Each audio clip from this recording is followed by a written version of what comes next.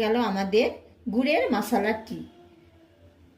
আমি আজ বানাবো গুড়ের মশলা টি। এখন শীতকাল, তাই খেজুরের গুড় দিয়েই আমি চাটা তৈরি করব।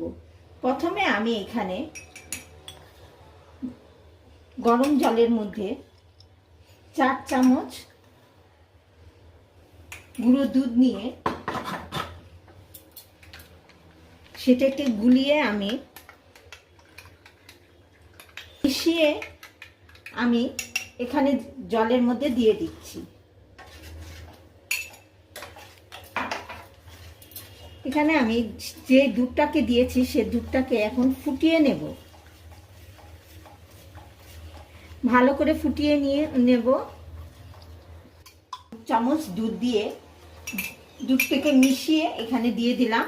এবার আমি এই দুধটার মধ্যেই দারচিনি, যেহেতু এটা মশলা টি, সে দুটো দারচিনি, লবঙ্গ আর এখানে দুটো এলাচ ফাটিয়ে নিয়েছি, দিয়ে দিলাম। দেওয়ার পর এটাকে আমি ভালো করে জাল দেব।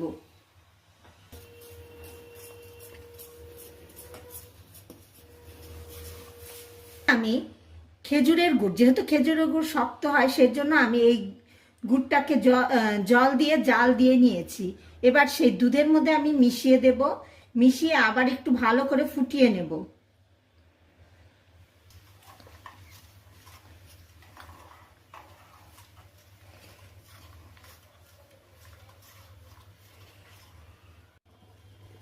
এরপর আমি দুটো তেজপাতা দিয়ে দিলাম।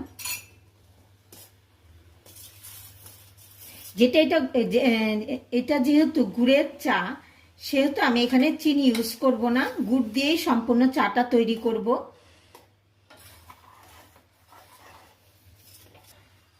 আমার দুধটা হয়ে গেছে।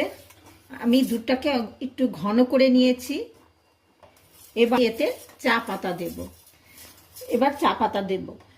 এখন দেখো কি সুন্দর গন্ধ বেড়েছে মশলা।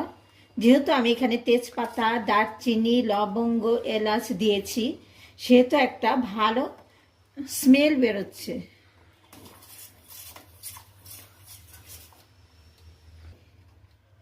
এবার আমি চা পাতা দিচ্ছি। এখানে আমি 4 চামচ চা পাতা দেব।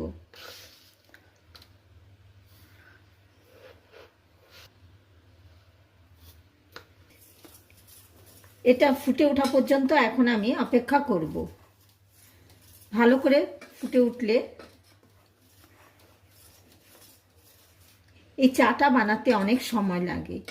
যেহেতু এখানে গুড়, দুধ, চা পাতা আছে, সেহেতু যত ফোটাবে তত এর টেস্টটা খুলবে।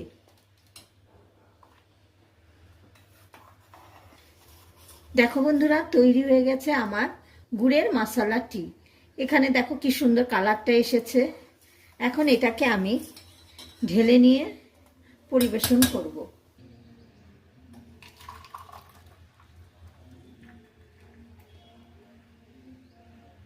গেল আমাদের গুড়ের মশলা টি। চাটা ভালো লাগলে লাইক, কমেন্টস আর আমার ইউটিউব চ্যানেলটাকে সাবস্ক্রাইব করে দিও নিত্য নতুন ভিডিও পেতে।